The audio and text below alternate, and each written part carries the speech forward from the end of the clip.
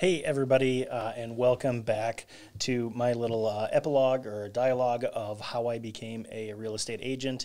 I know it looks like I'm not looking at you in the camera because I'm streaming this on software, and I'm looking at myself in the computer screen. So yesterday I uploaded a how I became a real estate agent and kind of gave you the fast track mode of that whole process, what I did before, what I'm doing now, how long I've been doing it, and kind of that whole evolution. So when I did get started, I did everything you'd expect is to search through all your contacts and update everything into a new system as far as brokerage goes on there, because everybody's going to have their own special usages of technology, everything there. I was a mailman, so I didn't really do much more than deliver mail. So it was a little bit of a learning curve of actually working inside some Microsoft Office. I know I kind of take it for granted. I wish I even learned more of it now, but it is what it is. So when I first got started, it was kind of important to me of not having to bug my family and friends, or at least rely on them. I was excited to tell them of my new venture, but I wasn't naive to think that maybe, what the hell do I know? Well, I really don't know anything about real estate other than what's on the state and federal exams. So I wanted to make it important of doing everything I could to not actually rely on friends and family for their business out grubbing for my next commission check.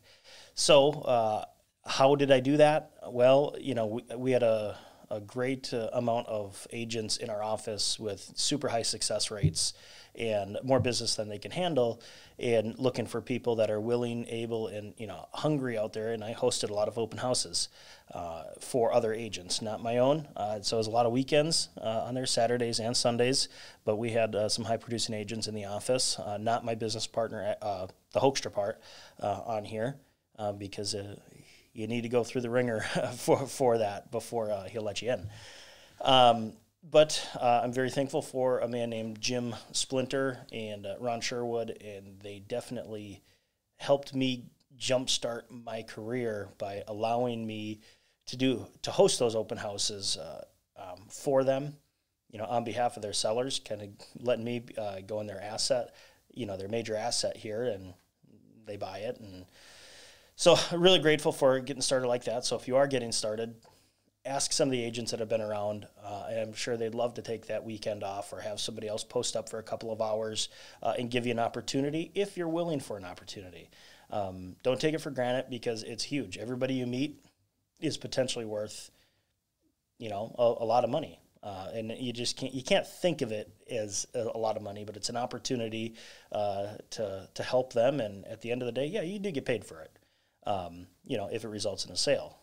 So in my first month, I was able to actually close 3 transactions. So first 45 days. In my first month, I generated 3 transactions. 2 of those were from open houses, from another listing, from a different agent, which resulted in money right in my pocket inside 60 days. I think it's about 45 days. But I ended up getting my third sale was actually my first closing, because at that open house, they were a cash buyer. They didn't like the house that they were in. I said, well, let's go see some other ones. Did it. We closed like 12 days later, which was awesome. I thought, holy cow, this is great on there. So I thought, well, is this how it works? It's a little bit easier than what they said in real estate school. So kind of going through that whole evolution of just getting started, having some success with open houses for other agents, having somebody watch my back and give me some tips of everything matters. I took that to heart because it was, how I presented myself at open houses, the color of shirt I wore. I always wore blue. It's a little bit more inviting than red or hot pink or green or anything like that. And just very, very thankful for that jump start into my career of becoming that real estate agent. So how can you open up that conversation? Well, if you are a savvy veteran, you're not going to really allow a rookie agent into any of your listings just because they have a real estate license. It's definitely a brand matter of allowing somebody in and really working on behalf of you and your name. So to make a better impression, show up to the office, show initiative, show that you're willing to do the work, and for those other people with little to zero expectations other than the opportunity to maybe meet somebody new and make a favorable impression.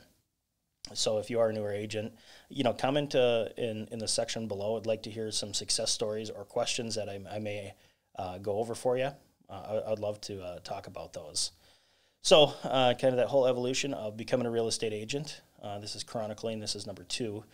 1, what I did, how I transitioned into becoming a real estate agent, and diving head first into it and seeing some initial successes.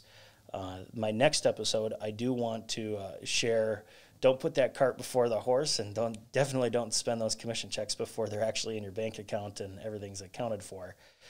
Because there's some very humbling moments ahead, and definitely learning, the peaks and the valleys of real estate, the emotional roller coaster that it can be, not just for myself, but for my family. So that's chronicling a little bit of that story. When I first started, it was like the lowest of low. I started in 2013, which was the bottom of the market for our local market. On there, I didn't know. I knew it wasn't a great time, but I didn't realize it was the bottom of the market. So everything's been skyrocketing up since then. And I've seen some great results for that, but it's not without trying and effort and developing myself and developing some skills. And definitely those skills have been really work on those every day. And then your hard work will create an opportunity for you when maybe you least expect it. A couple of things that I want to talk about here is I was rereading some of these notes from my mentor, and he goes, let's see, the consumer is boss, and don't take the consumer for granted. And that's very, very accurate when it comes to real estate sales is, what? My emotions, they should never come into play here. My necessity to put food on the table should never come into play on the advice that you give anybody. It's their decision. You need to do your best to clear your mind of everything and anything personal in your own life to be able to best give advice for the consumer. And if they don't want it, they don't want it. And sometimes that answer to them has to be no, or I don't think you should buy this. On there. And a lot of people are a little bit surprised when a salesperson says, I don't think you should buy this, but I can tell you it has gone way further than I could ever imagine on that. Here, let's see, which kind of goes into maybe what are my priorities? My priorities are to give excellent service, to give the advice that I would want to receive, so I can sleep at night.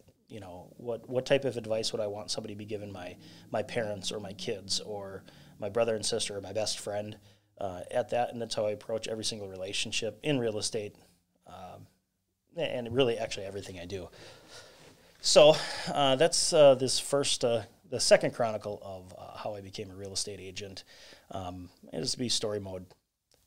Stay tuned for some more stories, and I'm going to tell you that when I hit my first valley, started off quick, 3 sales right away, and I'm going to share that one next time. So thanks for tuning in this time.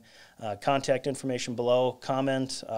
Send me a message. I'd love to connect with you. Follow me on Twitter. I'm not super active on Twitter. I'm more active on Facebook. But I will be checking all of these comments and reading all of them as we're going through. Hoping to answer any of them. All right. We'll see ya.